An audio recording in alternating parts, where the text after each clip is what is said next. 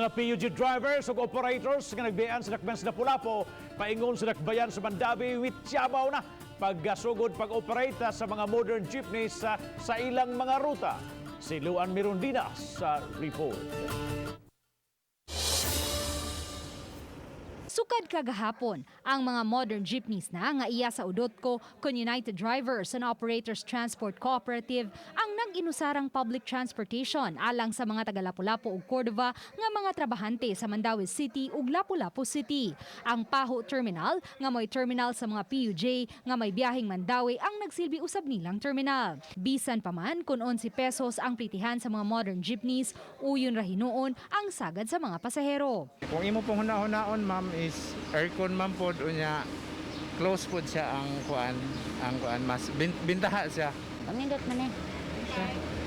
Ang jeep dasokon man to, pero karon di na mo pwede magdasok.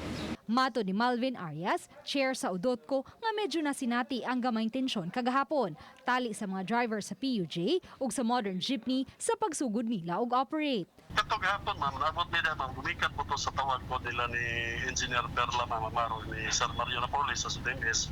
Itawagan niya to. Kaya kung kami lang sa among side, ma'am, is okay ra gid po kayo may mga Lapu-lapu na itong daganan base lang po sa Rota gid na nato. Samtang padayon silang nag-operate, ang mga PUJ sa terminal sa Paho pabiling wa makabiyahe kay wa mahatagi og special permit sa LTFRB. Moabot sa 70 ka mga PUJ nga may biyahe ang Lapu-lapu paingon sa Mandaue ang namiligrong dili na makabiyahe sa pagsugod na og operate sa mga modern jeepneys sa susamang rota. Gani ubay-ubay kanila ang nabalaka tungod kay nakapangandam na unta sila sa pagpatuman sa social distancing.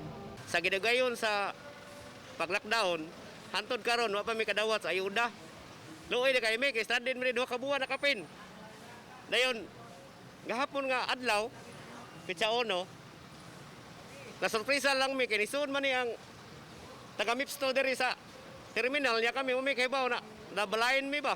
Ang mga modern jeepneys may padaga na sa ilang 20 ka mga units sa rota kaniadto nga iya sa PUJ. O gi-process na ang ilang special permit aron makalaho sila paingon sa usa ka mall sa North Reclamation Area sa Cebu City. Matod sa Udotko, andam hinuon silang mo-hire sa mga PUJ drivers isip reliever sa uban nila mga drivers. Uban ni Godfrey Rilien, Luan Mirondina, Balitang Bisdak.